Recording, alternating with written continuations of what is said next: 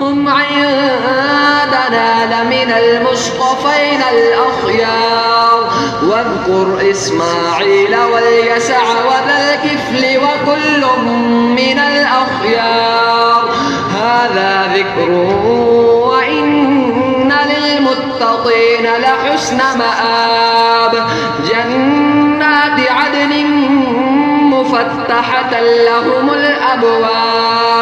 متكئين فيها يدعون فيها بفاكهة كثيرة وشراب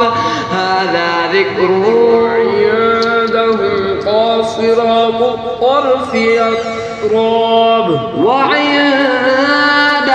قاصرات الطرف أتراب هذا ما توعدون ليوم الحساب